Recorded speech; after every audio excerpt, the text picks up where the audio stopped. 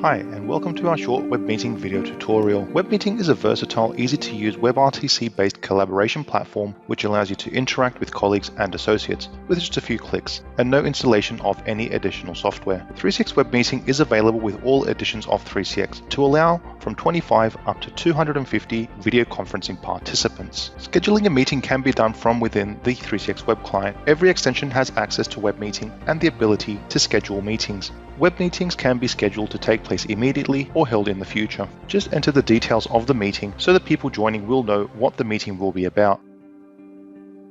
Two types of meetings are possible, where everyone can interact and collaborate with each other, or have a classroom type meeting where one person is presenting and the others watch. During the configuration, the type of meeting can be selected as well as the bandwidth requirements. You can invite people via email just by entering their email addresses, and you can even import participant lists too. If it is a collaborative meeting, you can also arrange the sending of invitations via a variety of available calendaring services like Google or Office 365. An ICS file can also be created for use in any calendaring service.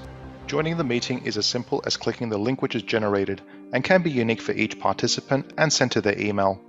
But an open link is also generated which can be used by anyone. This could be published in a blog post, for example. 3CX Webmeeting has 3 different levels of users. The organizer is the person who created the meeting and has control over all aspects of the meeting. Presenters are users who are tasked with presenting ideas and concepts to the other participants. And finally, normal participants who will be the crowd and listen to the ideas being presented. With Webmeeting, you can present yourself with a simple webcam and microphone. You can even broadcast with a variety of resolutions, depending on your available bandwidth. The meeting can be recorded in 3 different formats. The audio-visual feed will be included in the recording. A meeting organizer or presenter can present ideas and concept to others in the meeting. They can share a PDF file to the other participants and can annotate notes on the presentation. This will be included in the recording. Documents can also be shared via file transfer. A whiteboard can be used to further explain presented concepts. This could allow you to further expand on the presentation annotations we've mentioned previously. To further explain and demonstrate certain aspects of the presentation, the presenter can share their screen. If you have multiple screens, you can choose which one to share.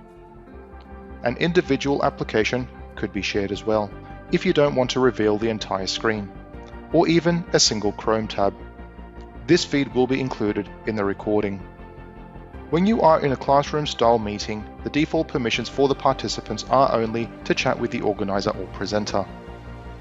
But this can change for each participant on demand. A participant can be elevated to a presenter or organizer to allow them to present to the other participants of the meeting.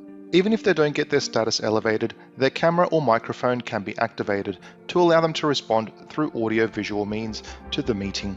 Keeping privacy in mind, the participant will need to accept the elevation of permissions so as not to be caught off guard if the camera suddenly turns on. Another nice feature of Webmeeting is the ability to perform polls with the participants in the meeting.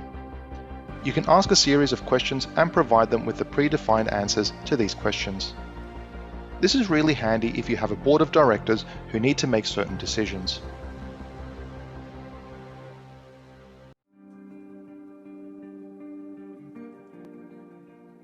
The report can even be distributed to the participants automatically within the meeting if you want.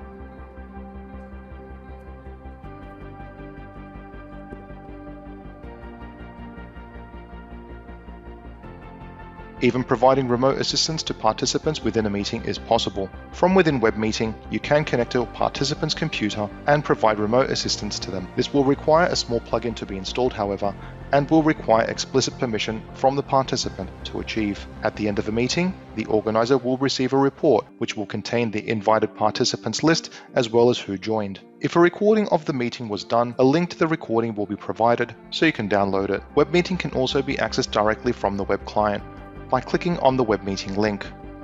All the functionality we mentioned earlier is available. Inviting someone into a meeting is not only done from the scheduling as previously mentioned, but you can also invite people on the fly by just copying the open link and providing them with this link via chat, email, etc. You can also personally invite them by inviting attendees and adding their name and email to the list and sending them a personal invitation.